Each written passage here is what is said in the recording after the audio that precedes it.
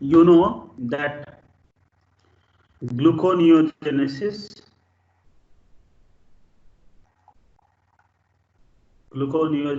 is synthesis of glucose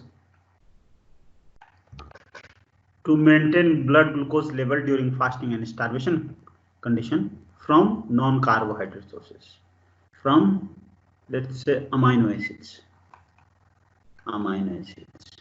So I have explained how amino acid converts into glucose.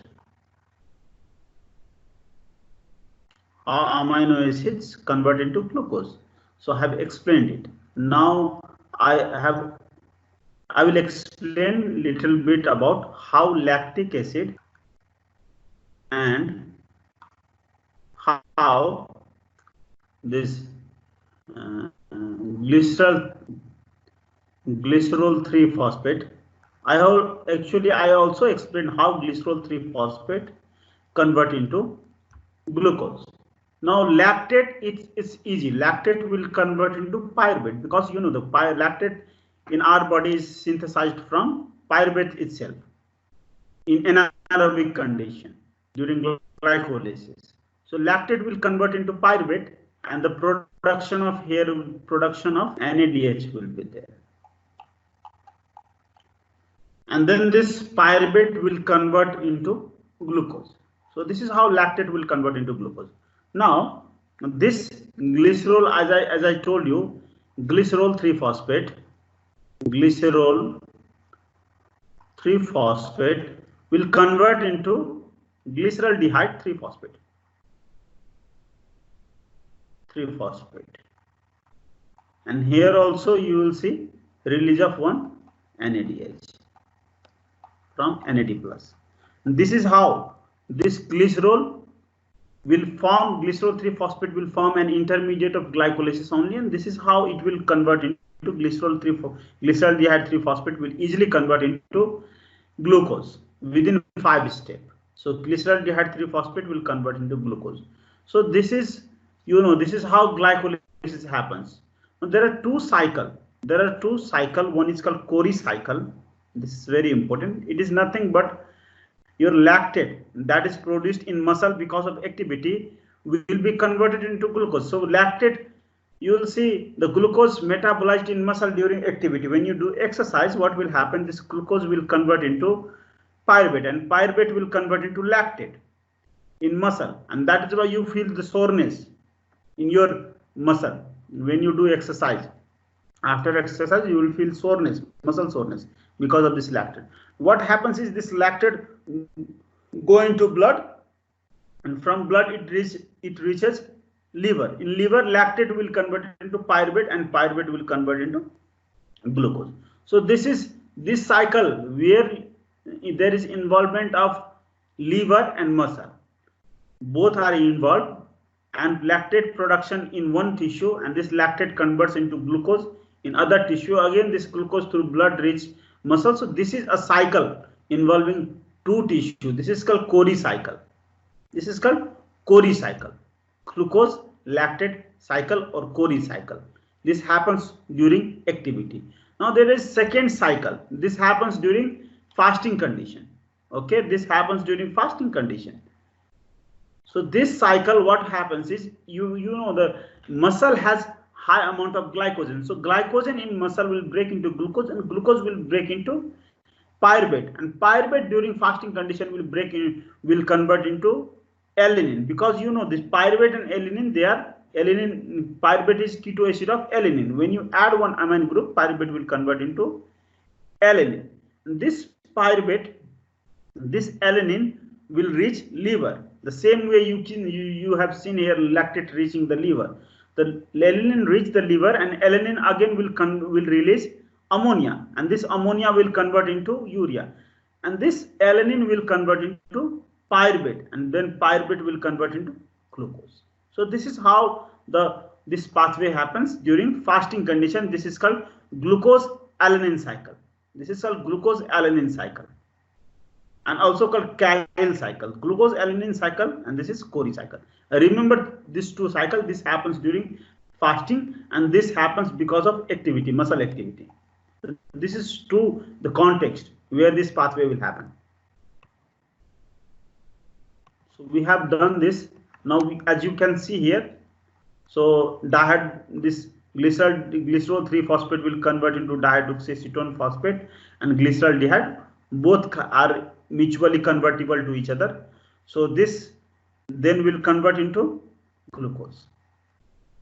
So this is how glyceraldehyde 3-phosphate will convert into glucose. And I have already explained this gluconeogenesis is energy demanding process. You can see. And energy comes from beta oxidation. That I have also explained the same. How many ATP required? 11 ATP is required. So that is, I have already explained 11 ATP is required. How 11 ATP is required? I have already explained this. And you can see here also. You can go and read yourself. This is regulation. Simple things you remember about the regulation is very simple things. What is required for gluconeogenesis? Is energy required for gluconeogenesis? Yes. How many ATP required? 11. Great. So 11 ATP is required for gluconeogenesis. So ATP is required for gluconeogenesis. That is why ATP is activator of gluconeogenesis. Remember this very simple things. Gluconeogenesis.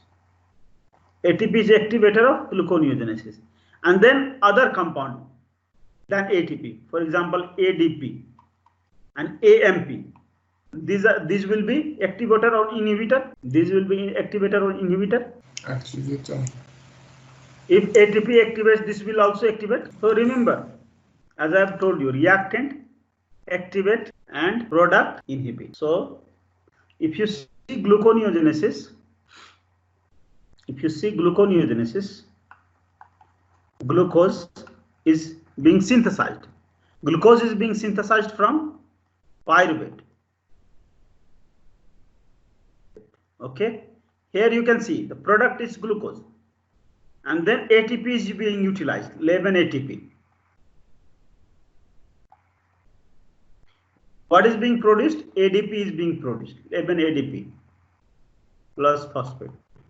So what do you think here? What are reactant and what are product?